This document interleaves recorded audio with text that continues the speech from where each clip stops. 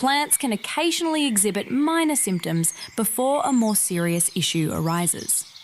Pericallia ricini is one potential cause of this illness. Larval damage is one of the indicators you may see. As the larvae consume the chlorophyll in the leaf tissue, the first signs show up as scratches on the leaves.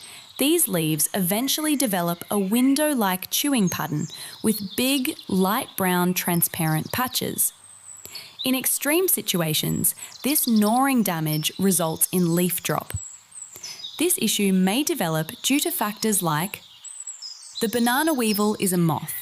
Therefore, adults can only be detected late in the evening and at night. The forelegs of the adult weevil are strong, grey with black spots, and the hindwings are pink.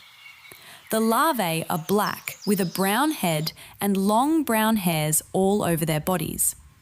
You can begin with mild or organic techniques like during the early stages of larval development, Indian evergreen seed extract can assist manage infestations. Consequently, 1 litre of water should be used to dilute a 5% solution of this seed extract. Stronger therapies might be always think about combining biological therapy with prophylactic measures. Products containing chlorpyrifos can be used for foliar spraying if insecticides are required. Be wary of chemicals that are designated as harmful to fish, birds, animals, bees, and human health. To lessen the likelihood of recurrence, look for indications of insect infestation in fields or crops.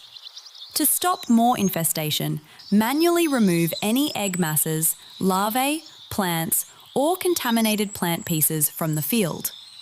Use light traps to draw in mature caterpillars for observation, or mass catching to eliminate them. Use torches to draw in young insects for bulk capturing. Take out the contaminated plants and burn them. Scratch damage typically shows up as pale brown, chlorophyll-deficient leaf tissue. Leaves that open like windows show signs of rot damage.